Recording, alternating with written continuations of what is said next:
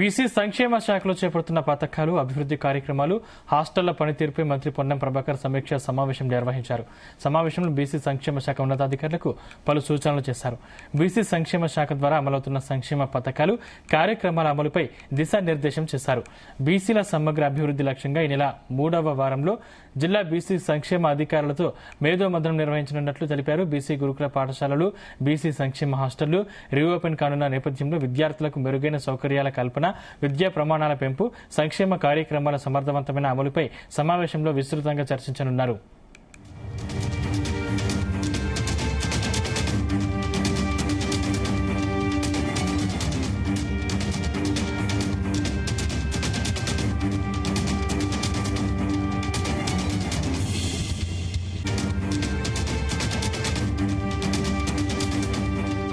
హాస్టళ్లు ప్రారంభమైన వెంటనే విద్యార్థులకు అందించాల్సిన మెనూ అమలు తీరు, యూనిఫామ్లు, పాఠ్య పుస్తకాలు, షూస్ తదితర అవసరమైన సామాగ్రి పంపిణీ విధానంపై ప్రత్యేక దృష్టి సారించాలని అధికారులను మంత్రి పొన్నం ప్రభాకర్ ఆదేశించారు.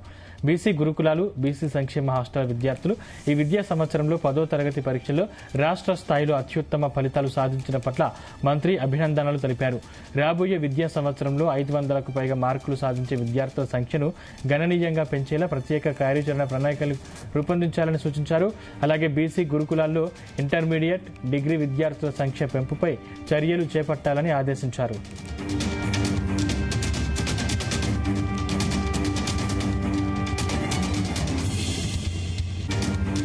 విద్యార్థుల సమగ్ర వికాసం కోసం హాస్టళ్లలో క్రీడలకు ప్రాధాన్యం కల్పించాలని సూచించారు. ప్రతి విద్యార్థికి క్రమం తప్పకుండా ఆరోగ్య పరీక్షలు నిర్వహించి వ్యక్తిగత ఆరోగ్య రికార్డులు సిద్ధం చేయాలని మంత్రి అధికారులను ఆదేశించారు. బీసీ సంక్షేమ హాస్టళ్లలో ఏడాది పొడవునా నిర్వహించాల్సిన విద్యా, సాంస్కృతిక, క్రీడా కార్యక్రమాలతో కూడిన అకాడమిక్ ప్రొఫైల్ రూపొందించాలని సూచించారు. హాస్టళ్ల పరిసరాల పరిశుభ్రత, పారిశుద్ధ్యంపై ప్రత్యేక శ్రద్ధ వహించాలని మంత్రి పేర్కొన్నారు.